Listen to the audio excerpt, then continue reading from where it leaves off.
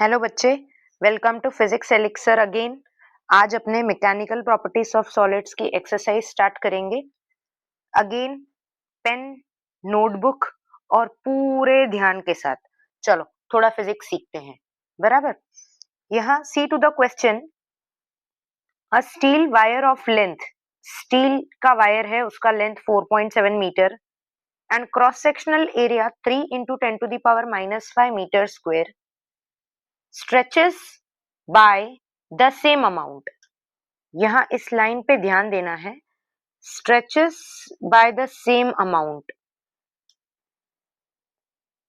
as a copper wire of length 3.5 meter and cross sectional area 4 into 10 to the power -5 meter square under a given load.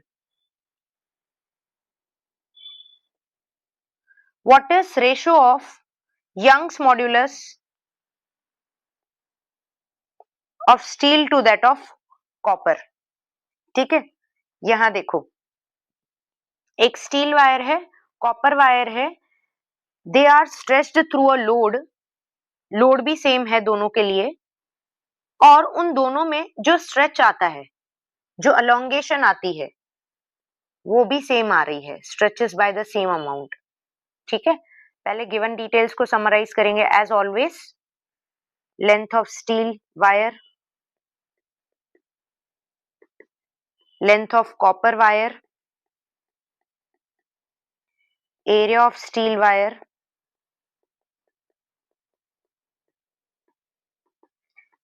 Area of copper wire, दोनों में elongation same आ रही है। elongation in steel is same as elongation in copper, as the keywords we identified from the question, that is stretches by the same amount as that of copper wire। ठीक है, दोनों के लिए load भी same है। Find क्या करना है, Young's modulus of steel to Young's modulus of copper का रेशो। ओके, देखो बेटा, यंग्स मॉड्यूलस ऑफ स्टील का फॉर्मूला क्या होता है, F L A delta L. यहाँ पे एफ और डेल्टा एल सेम ले लिया है अपने ने, ठीक है। And Young's modulus of copper, F length of copper upon area of copper wire, elongation in copper wire, दोनों का रेशो ले लेंगे simply, F L S area of steel, elongation in steel upon delta L. अब यहाँ देखो, F F के साथ cancel हो जाएगा, डेल्टा एल कैंसिल हो जाना है। The remaining things are length of steel upon length of copper into area of copper, ऊपर चला जाएगा, डिनोमिनेटर का denominator will go to the numerator, area of steel. Now just substitute the values. Length of steel wire कितना दिया है, 4.7 upon length of copper wire 3.5 metre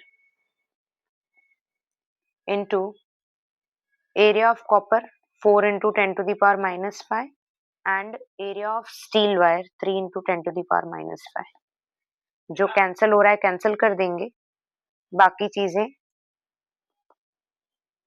solve करेंगे तो 18.8 upon 10.5, ये आ जाएगा 1.8।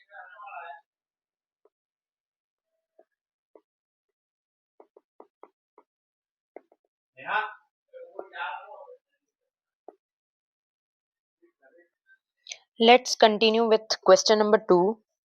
Figure shows the stress strain curve for a given material. What are Young's modulus and approximate yield strength of this material? ठीक है, अब यहाँ पे first we are asked to calculate Young's modulus. Young's modulus बेटा होता है stress upon strain. यहाँ पे जब ग्राफ दिया हो तब एक प्रिसाइज पॉइंट ले लेंगे जिसके लिए अपने स्ट्रेस और स्ट्रेन की वैल्यूज देख लेंगे। देखो यहाँ पे मुझे एक प्रिसाइज पॉइंट लग रहा है, ये दूसरा अप्रोक्सीमेटली ये पॉइंट भी ले सकते हैं, ठीक है। तो we are considering this point, okay. इसके लिए स्ट्रेस का वैल्यू क्या है, 150 इंटू 10⁶, और स्ट्रेन क्या है 0.002। इसको कैलकुलेट करेंगे तो will be getting 7.5 into 10⁸ newton per metre square. यही करना था सिर्फ हमें, और अगर ये दो पॉइंट्स लेकर भी करोगे तो भी आपका आंसर सेम ही आएगा। देखो करके देखते हैं आप।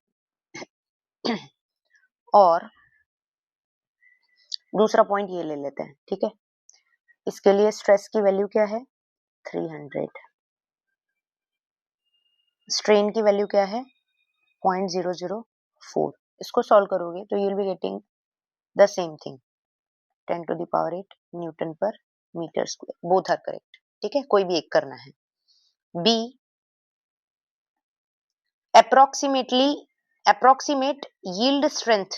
Yield strength means maximum stress after which there will be some permanent deformation in the size of the material. Material के साइज में परमानेंट डिफॉर्मेशन आ जाएगी इससे ज्यादा स्ट्रेस आप लगाओगे तो यहाँ पे मैक्सिमम स्ट्रेस वाला एक पॉइंट दिख रहा है अपने को, यहाँ पे स्ट्रेस जो है मैक्सिमम है, ठीक है, which is 300।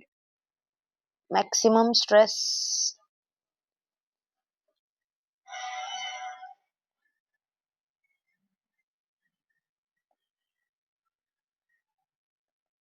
300 into 10⁶ Newton per meter square. So this is 3 into 10⁸ Newton per meter square. ये आया yield strength of the given material. The question was very very very simple. चलो मेरे लॉजिकल एक्सपर्ट्स, क्वेश्चन नंबर 3 देखो, यहाँ पे logic लगाना पड़ेगा अपने को। The stress strain graphs for material A and B are shown in the figure. Which of the material has greater Young's modulus? अब यहाँ पे जो ग्राफ पे से स्ट्रेस वर्सेस स्ट्रेन कर्व पे से जो कर्व का स्लोप होता है वो यंग्स मॉड्यूलस बताता है। तो slope of material A is more than slope for material B. किसका स्लोप, स्ट्रेस वर्सेस स्ट्रेन के ग्राफ का। So the Young's modulus of material A will be more than Young's modulus of material B. ठीक है। Next is which of two is the stronger material? मतलब stronger material जो maximum stress जिसका ज्यादा होगा, yield stress जिसका ज्यादा होगा। तो यहाँ पे this is yield point of the graph, here the yield point is this, ठीक है। तो मैक्सिमम स्ट्रेस जो है बेयर कर सकता है वो कौन सा मटेरियल है, वो बी है। तो yield strength of material B is more than yield strength of material A. Therefore, material B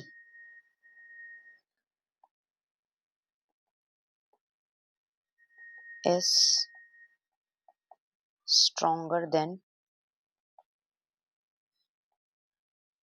material A. It's done.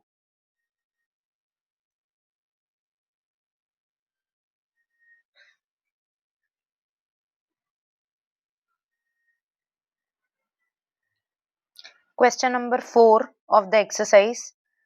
Read the following two statements below carefully and state with reason if it is true or false.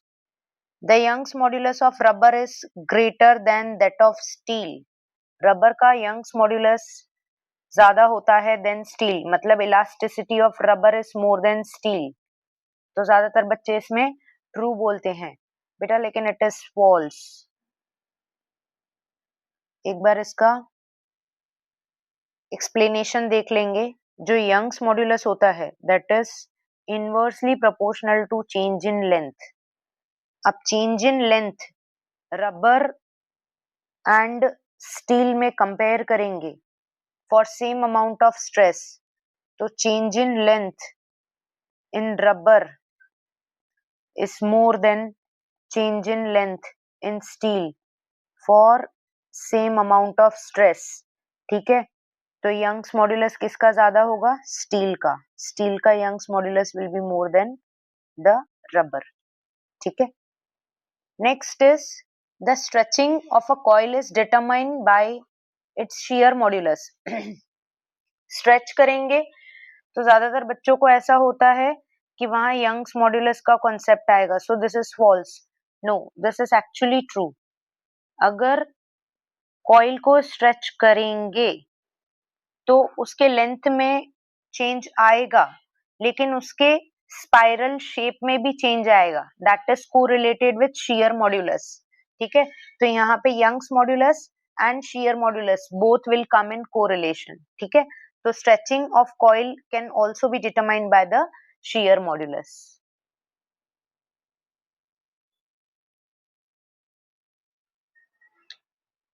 Let's continue with question number 5. Two wires of diameter 0.5 centimeter, one made of steel and other made of brass, are loaded as shown in the figure. The unloaded length of steel wire and that of brass wire is given.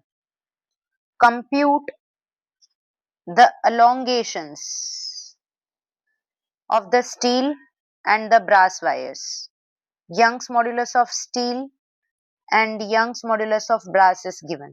ठीक है, अब यहाँ पे diagram is given. According to the diagram अपने यहाँ पे given details पहले summarize करेंगे। डायमीटर जो दोनों वायर्स का है, स्टील का और ब्रास का, 0.25 सेंटीमीटर है। तो जो रेडियस हो जाना है दोनों का,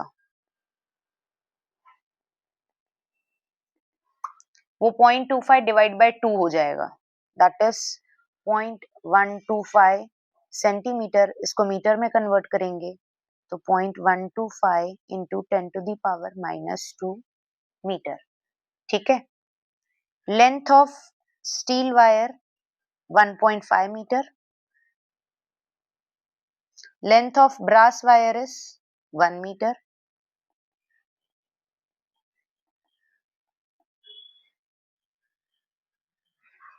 Young's modulus of steel 2 into 10 to the power 11 Newton per meter square. Young's modulus of brass 0.91 into 10 to the power 11 Newton per meter square.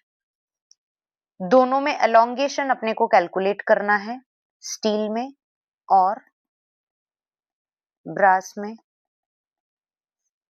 ठीक है, अब यहाँ पे एक चीज देखनी है, मास सस्पेंडेड थ्रू स्टील वायर। ये जो स्टील वायर है इसके थ्रू मास कितना सस्पेंड है उसके एंड पे? एक तो 4 केजी है और ये 6 केजी का भी जो है टेंशन स्टील की वायर में आएगा। तो स्टील वायर के नीचे देयर आर 2 मास ब्लॉक्स, तो यहाँ पे mass suspended through the steel wire will be 4 plus 6 KG, that is 10 KG. And mass suspended through brass wire, brass wire में जो टेंशन आएगा वो 6 केजी ब्लॉक की वजह से ही आएगा, तो that is mass suspended through brass wire is 6 KG. ठीक है, ऑब्वियसली यंग्स मॉड्यूलस के कॉन्सेप्ट से अपने को डेल्टा एल निकालना है। Will calculate elongation in steel first.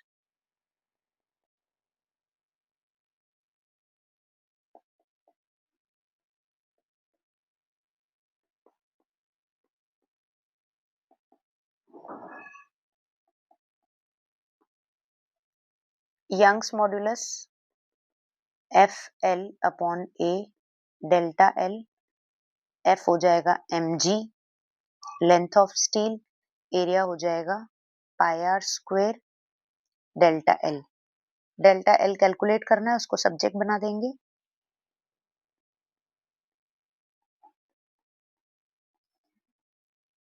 ठीक है, just substitute the values over here.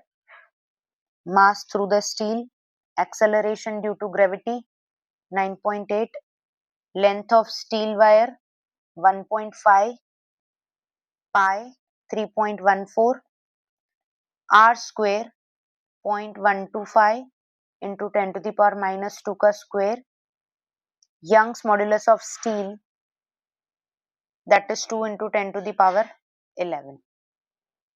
इसको सॉल्व करेंगे तो आएगा 1498 into 10 to the power minus 7 metre. ये टर्म्स को रीअरेंज करके लिखेंगे तो delta L will be 1.49 into 10 to the power minus 4 meter, that is approximately 1.5 into 10 to the power minus 4 meter.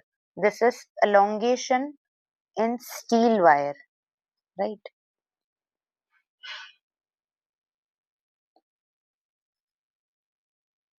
फिर elongation in brass कैलकुलेट करेंगे in the similar manner।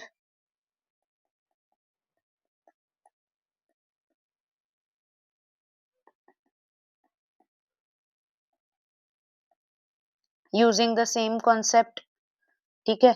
elongation in brass equals to mgl pi r square, Young's modulus of brass। Here mass suspended through brass wire was 6 kg, 9.8, length 1 meter, pi 3.14, r square 0.125 into 10 to the power minus 2 का square into Young's modulus of brass 0.91 into 10 to the power 11। By doing the calculations, we'll reach up to 1317 into 10 to the power minus 7 meter। Terms को rearrange करेंगे 1.3 into 10 to the power minus 4 meter। This is elongation in brass wire।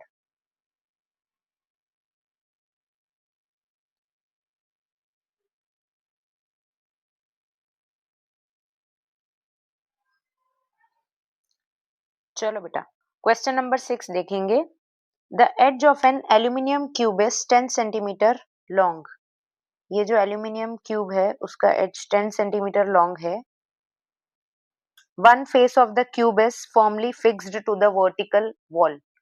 This is fixed to the vertical wall. A mass of 100 kg is then attached to the opposite face of the cube। Opposite face of the cube पे यहाँ 100 kg का मास अपने ने attach कर दिया।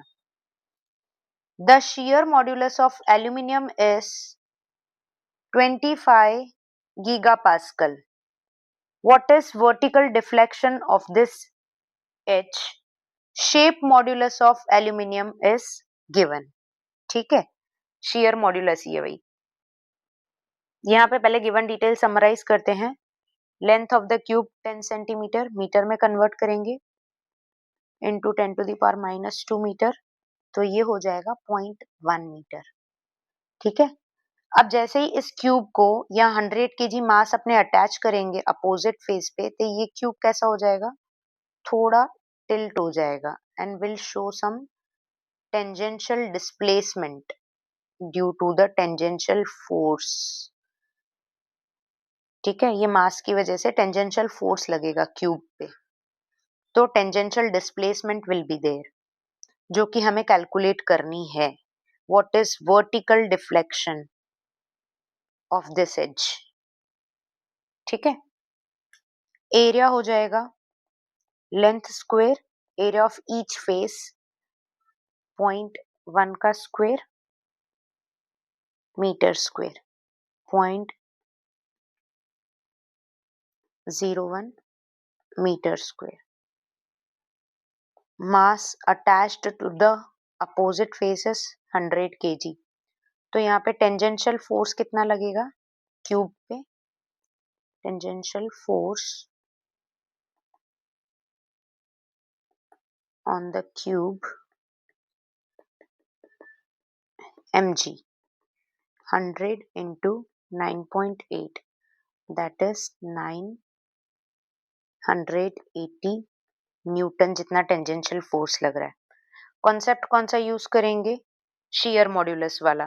shear modulus of aluminium is given 25 gigapascal. Gigapascal is 10 to the power 9 pascal. 9 pascal. ठीक है.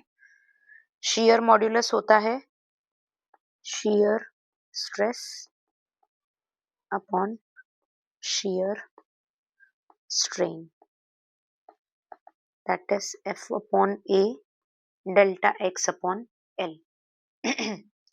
Delta x अपने को कैलकुलेट करना है. Delta x equals to F L upon A into G. Force into length, area हो जाएगा length square. ठीक है. और जी इज गिवन. ये कैंसिल हो जाना है. This will be force 980 upon length 0.1, shear modulus 25 into 10 to the power 9.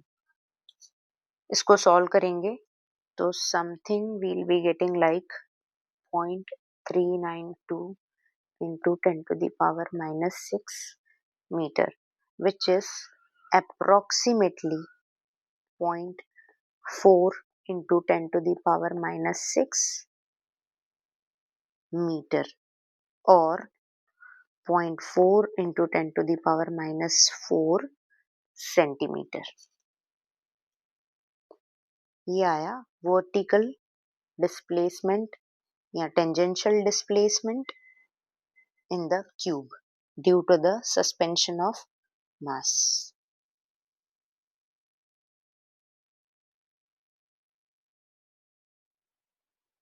Question number 7 of the exercise.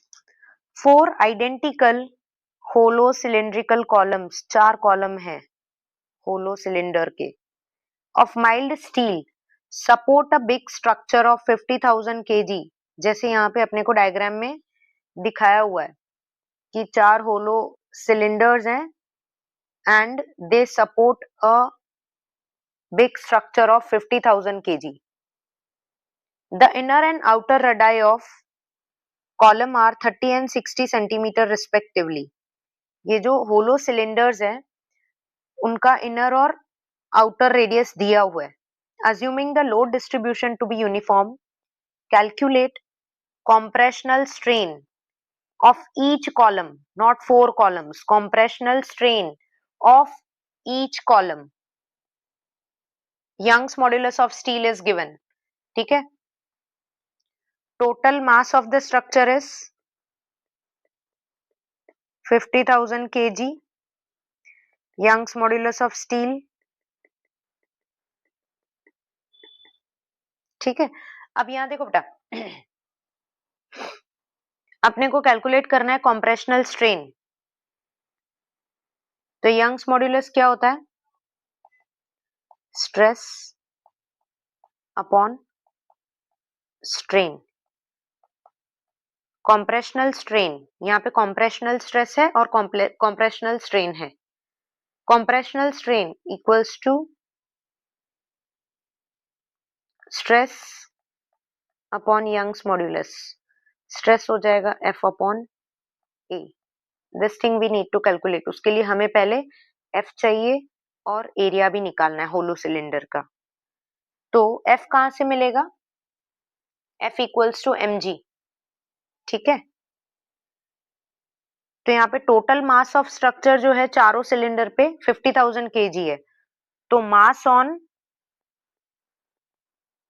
Each cylindrical column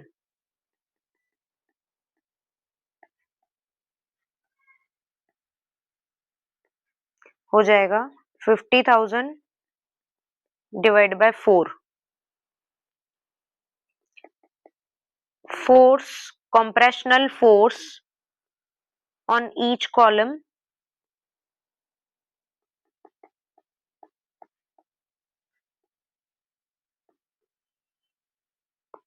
will become F equals to mg, that is 50,000 divided by 4 into acceleration due to gravity 9.8.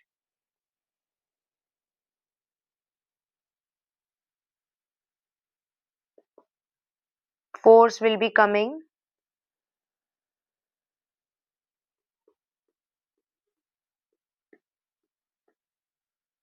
this much. ठीक है, force निकाला. अब अपने को area निकालना है of hollow cylinder. Area of hollow cylinder is pi r2 square minus r1 square. Outer radius minus inner radius का square.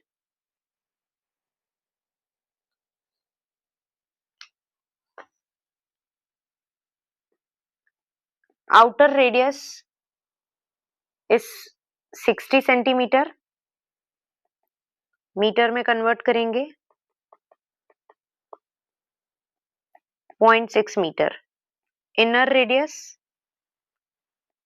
30 centimetre. Metre में कन्वर्ट करेंगे 0.3 metre.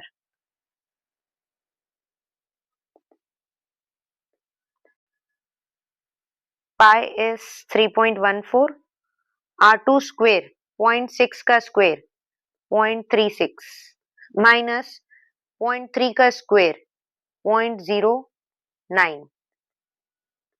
3.14 into 0.36 minus 0.09 is 0.27.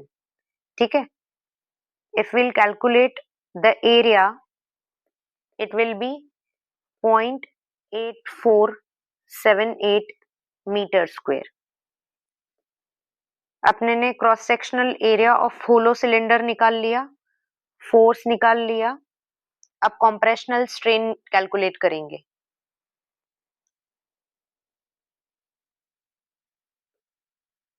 कॉम्प्रेशनल strain on each column.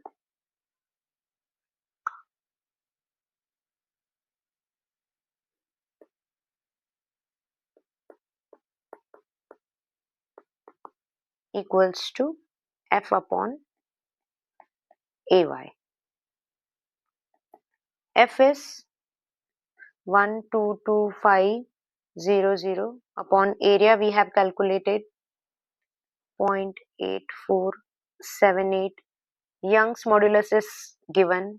Material जो है steel है, steel का Young's modulus 2 into 10 to the power 11. तो कॉम्प्रेशनल strain आ जाना है 7.22 into 10 to the power -7. Strain है तो कोई यूनिट नहीं होगा. It is a unitless quantity.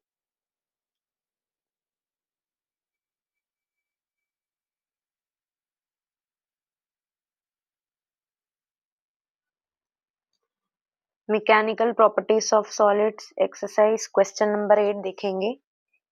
A piece of copper having a rectangular cross section of 15.2 millimeter by 19.1 millimeter. ये cross sectional area of the copper sheet is given. Is pulled in tension with 44,500 Newton force. Amount of force is given. Producing only elastic deformation. Calculate resulting strain. Strain हमें calculate करना है. Young's modulus of copper भी दिया हुआ है. ठीक है, ये कॉपर की शीट है जिसका एरिया है 15.2 mm, ठीक है, इसको लिख रहे हैं मीटर में, -3 इंटू 19.1 mm, तो 10 टू दी पावर -3 मीटर, यहाँ पे भी मीटर, तो ये हुआ 15.2 into 19.1 into 10 to the power -6 metre square. ये है कॉपर की शीट का एरिया, राइट। इस पे टेंसाइल फोर्स लग रहा है, नीचे के डायरेक्शन में टेंसाइल फोर्स लग रहा है कितना, 44,500 न्यूटन जितना। Young's modulus of the copper is given,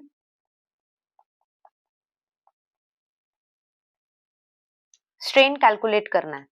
अब देखो यहाँ पे यंग्स मॉड्यूलस क्या होता है, stress, longitudinal stress upon longitudinal strain, F upon A, और यहाँ पे स्ट्रेन जो है ये तो हमें डायरेक्टली कैलकुलेट ही करना है, therefore strain equals to F upon AY. Directly substitute the values. Force is 44,500. Area is 15.2 into 19.1 into 10 to the power -6. Young's modulus 1.2 into 10 to the power 11. Right? इसको कैलकुलेट करेंगे तो आएगा 12,787 into 10 to the power -7. Decimal point को rearrange करेंगे तो it will be 1.28, पीछे वाले numbers जो हैं राउंड ऑफ कर लेंगे, into 10 to the power -3. 1 2 3 4 places the decimal point has been shifted, and it is longitudinal strain, so strain का कोई यूनिट होता नहीं, it is a unitless quantity.